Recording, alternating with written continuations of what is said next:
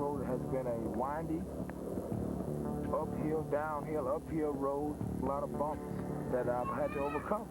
Once a middleweight champion and currently a reigning light heavyweight champ, Reginald Johnson has never been a household name. Tonight, Reggie Johnson, a man continually with his back against a wall, plans to step out of the shadows of his difficult past. Around 8 years old, his father went away to prison behind an assault case. I remember being a little kid, being the one traveling with my mother to go see my dad behind a big glass window. It made me feel sad. And these were really hard days for him. He would become sometimes emotionally detached.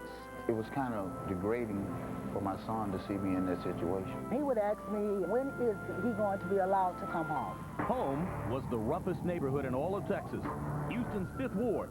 Getting out was the road less traveled. You have the drugs, the prostitution, the robberies. Watts, South Central, 5th Ward. You know, from one ghetto to the other, they're all the same. One of my sisters said to him that he was going to wind up like his dad if he wasn't careful.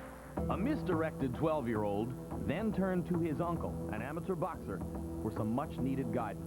Started in the garage. We just took an old croaker sack, a potato sack, and we filled it with sand, and he was really good, man. So I took him with me to the boys club. He never looked back. The one thing about that day, the minute I took those gloves off, it was like I found my niche. But Reggie's mother would still need further convincing that boxing was the right kind of intervention to take him off the street. He would pull on my sleeve and say, "Coach, when are you going to talk to Mama? I want to box." So me and Reg went over there. She came out on the porch, and she said, "You're Coach Carter from the boys club." And he was like, "Yes, I am." She said, "You want my son to box?" I said, "Yes, ma'am." "No, sir, I don't think so." Coach Carter persuaded Reggie's mother to give him a trial, and within 2 years, he won over 90 amateur bouts. He turned pro and became a middleweight champion before his career derailed because of managerial disputes which cost him time, money, and recognition. I don't look at it as a complete loss because it's never too late to turn things around. Something he's learned from his father, who's put his own life back together over the last 6 years.